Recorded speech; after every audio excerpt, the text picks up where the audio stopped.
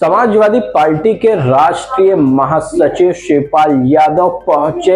सपा के वरिष्ठ नेता राजेश यादव संस्थापक समाजवादी पार्टी का कुशल क्षेम जानने। नमस्कार, मैं अमित कश्यप और आप देख रहे हैं हंगामा टाइम्स न्यूज। इस वक्त की खबर सामने आ रही उत्तर प्रदेश की राजधानी के मॉडर्न इंडियन स्कूल से, जहां पर संस्थापक राजेश यादव का कुशल क्षेम जानने पहुंचे समाजवादी पार्टी के वरिष्ठ नेता राष्ट्रीय महासचिव शिवपाल यादव। वहीं पर उन्होंने बताया किस तरह से पार्टी को मजबूत बनाने के लिए उनका अहम योगदान बताया। वहीं पर बताया किस तरह से उत्तर प्रदेश की 2027 के चुनाव में समाजवादी पार्टी की सरकार आने वाली है। वहीं पर पीडीए और अन्य सवालों पर भी जवाब दिया है शिवपाल यादव ने। आइए डालते एकता गुप्ता चीफ सब एडिटर की एक रिपोर्ट पर नजर। तो आज समाजवादी पार्टी के वरिष्ठ नेता और अपने करीबी का हालचाल जानना है, जिस तरह से उनकी लंबे समय से तबीयत भी खराब है और आप जो है कार्यकर्ताओं का बहुत ही ध्यान रखते हैं। तो क्या कहेंगे सर, आज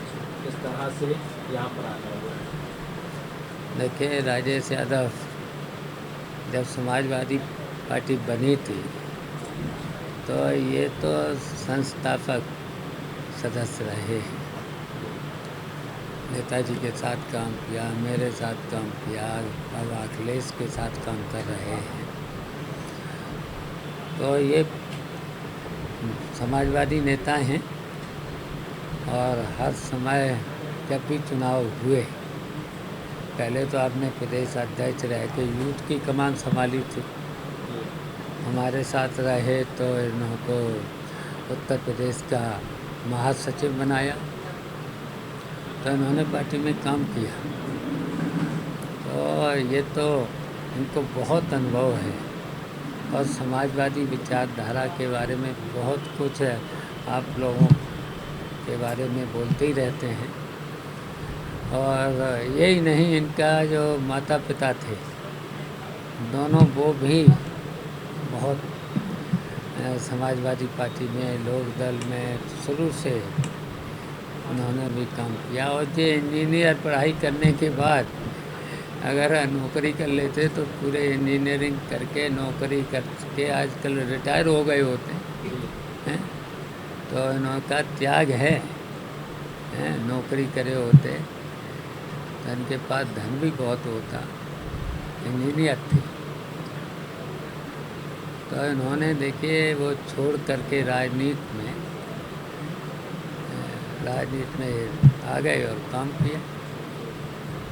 सर, 2027 का चुनाव आ रहा है, क्या रणनीति है? 2017 में देखिए समाजवादी पार्टी की सरकार बनेगी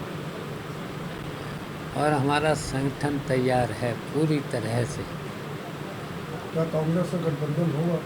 हाँ, गठबंधन से मिलकर के ही चुनाव लड़ा जाएगा और भारतीय जनता पार्टी को हराना ही है।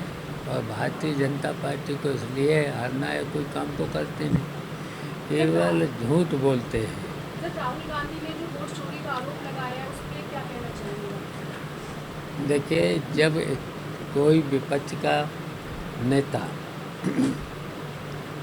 विपक्ष का नेता ही तो है, वो सबसे बड़े दल के रूप में विपक्ष का नेता है, तब जब उसने कंप्लेंट की है, शिकायत की है, तो शिकायत का जवाब देना चाहिए, जांच कराना चाहिए सही तरीके से, निष्पक्ष होकर के।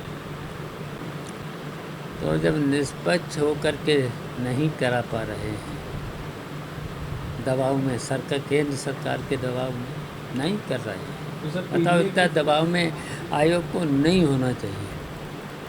जब किसी ने, आप उनका सपोर्ट करें, उन्होंने जो किया है वो सही है, बिल्कुल सही है, सबने दिया वो सही है। अखिलेश ने दिए थे कि मतलब अखिलेश ने भी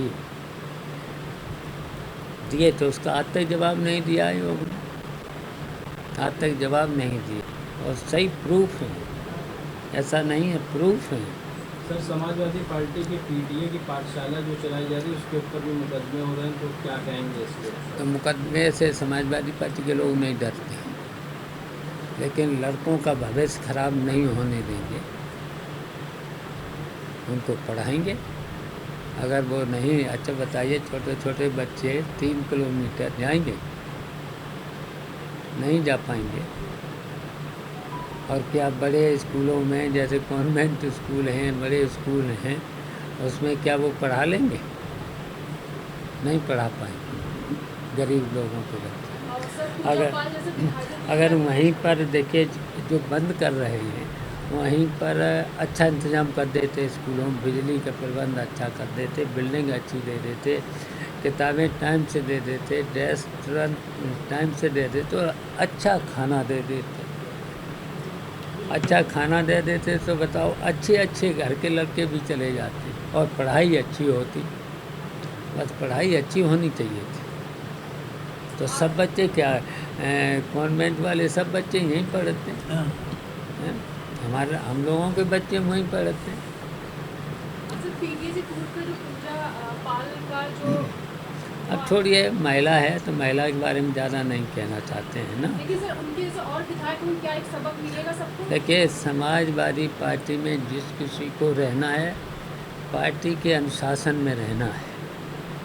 अच्छा, ये अच्छी बात है कि तुम समाजवादी पार्टी से जीती और जीत के तुम चली गई उधर। अगर तुम्हें जाना था तो इस्तीफा दे के जानी, इस्तीफा दे के जाना चाहिए था। पार्टी का भी अनुशासन है और संविधान में ये कानून भी है कि अगर दल बदलते हो, ऐसे दल बदलना नहीं चाहिए।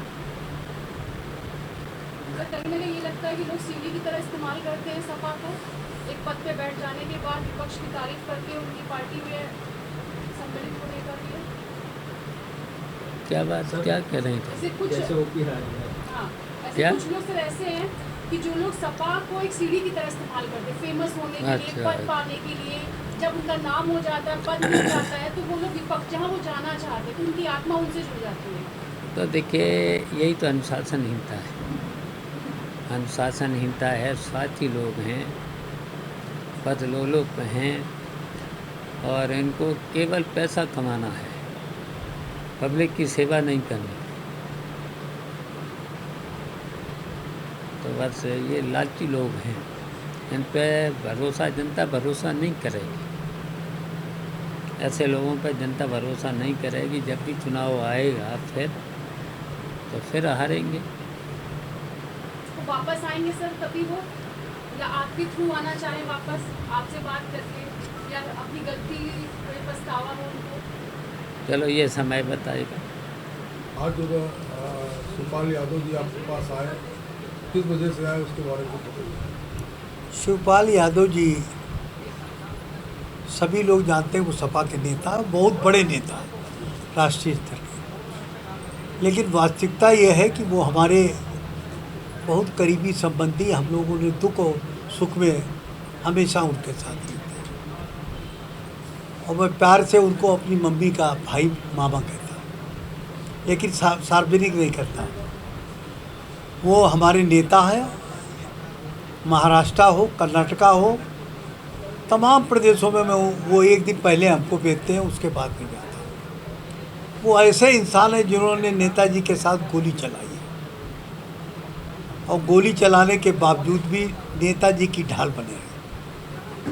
ऐसे नेता को, ऐसे गार्जियन को, ऐसे गुरु को मैं सत सत प्रणाम करता हूँ। आपके चैनल से यही संदेश देता हूँ कि आने वाले समय में सरकार बने और वो डिप्टी सीएम बनकर आपके सामने आए। बारी अखिलेश यादव जी की है। अखिलेश यादव को अब कोई मुख्यमंत्री बनने से रोक नहीं सकता है। वो महान नेता है और ऐतिहासिक जीत उनका बिल्कुल स्वागत करने जा रही है। अखिलेश यादव शिवपाल, जिसके पास पे शिव हो, भगवान हो, गंगा हो, तो उसका कोई भी मात नहीं दे सकता है। अखिलेश के चाचा शिवपाल जी उनकी ढाल बनकर उनके काम आते हैं और आएंगे और सरकार बनाएंगे। आप जान चुके हैं कि उनके पास 5-5, 6-6 विभाग रहे, वो भी महत्वपूर्ण विभाग रहे। मैं आप लोगों के माध्यम से शिवपाल सिंह यादव की चिरायु की कामना करता हूं और माननीय अखिलेश यादव जी को मैं अपने हृदय से ये बोलता हूं कि उत्तर प्रदेश के वो भारी भरकम मुख्यमंत्री बने और मुख्यमंत्री के बनने के बाद वो देश के प्रधानमंत्री भी बने, यही मेरी इच्छा है।